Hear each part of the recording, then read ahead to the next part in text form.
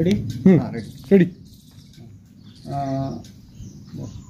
तुमचं नाव? मी दत्तू साळवे, चौका ग्रामपंचायत सरपंच.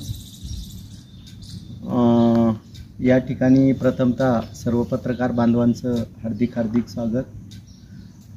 आजच्या चौका गावामध्ये आज या ठिकाणी सामाजिक कार्यकर्ते आणि शिवसेना जिल्हा प्रमुख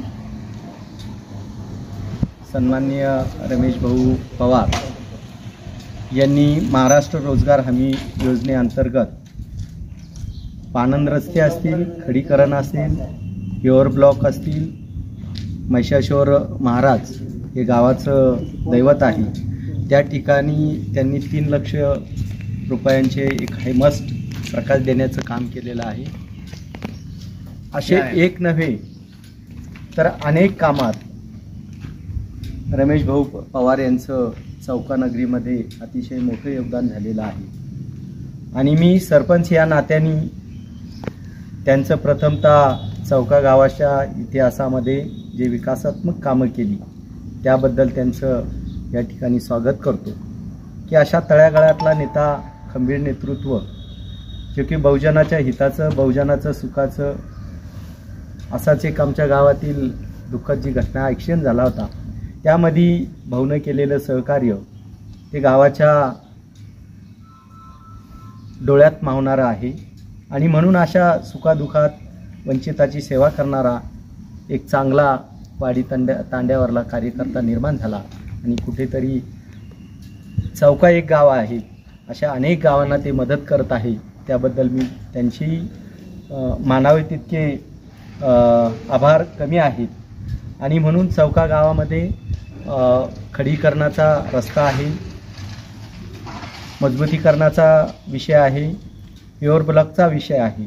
अनेक रस्त्यातील सामाजिक सभागृहातले प्युअर ब्लॉक असतील, अनेक मंदिरांच्या समोरची जी मंदिराला शोभा वाढणारी आहे त्या ठिकाणी त्यांनी ते काम केलं. त्याबद्दल त्यांचे आभार व्यक्त करतो. किती लक्ष रुपयाचा निधी दिला? एकंदरीत भाऊने ह्या ठिकाणी 1,10,00,000 रुपयांचा निधी उपलब्ध करून दिलेला आहे. आता भाषणामध्ये बऱ्याच वक्त्यांनी हे पण सांगितलं का काही कामं पण त्यांच्याकडे सांगितले, तर त्याबद्दल काय सांगाल? कोणते कामं बाकी आहे? या ठिकाणी एक आमचं जळगाव हायवेवर एक मंदिर आहे जे की महादेवाचं मंदिर आहे.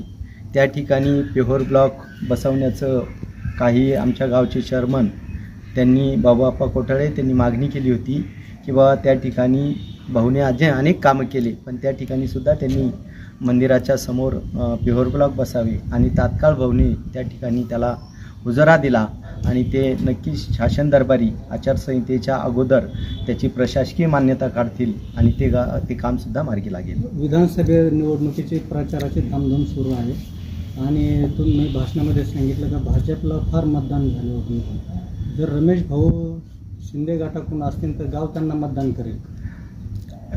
विषय असा आहे साहेब, पत्रकार साहेब, तुम्ही बरोबर प्रश्न विचारला.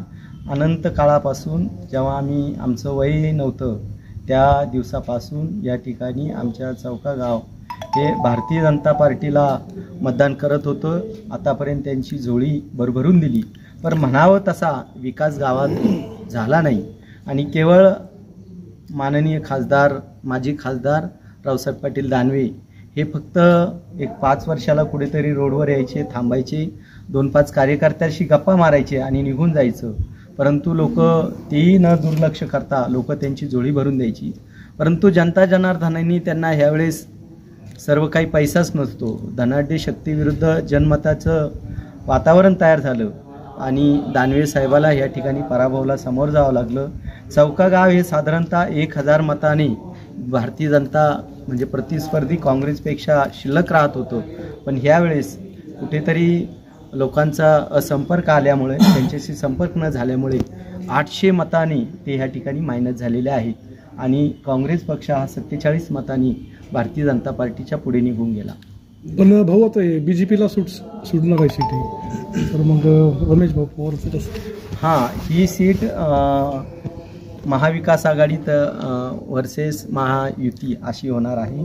हा पारंपरिक भारतीय जनता पार्टीचा मतदारसंघ आहे आणि येथे 100% भारतीय जनता पार्टीचा दावा खरा ठरतो. परंतु आता रमेश भाऊ सारखा एक शिवसैनिक, कडवा शिवसैनिक या ठिकाणी शिंदे गटाकडनं ते जिल्हा अध्यक्ष आहेत. परंतु ही शिंदे गटाला ही जागा सुटणार नाही. साहजिकच आहे की ते मला वाटतं अपक्ष लढतील आणि अपक्ष जरी लढली आणि त्यांचा जो कामाचा ओघ आहे तो 100% ह्या कामाच्या ओघून ते आमदार होऊ शकतात. त्यांना उमेदवारी मिळाली तर गाव त्यांच्या पाठीमागे भरभक्कमपणे उभं राहील. जो काम करतो साहेब गाव त्याच्या पाठीमागे उभंच असतं.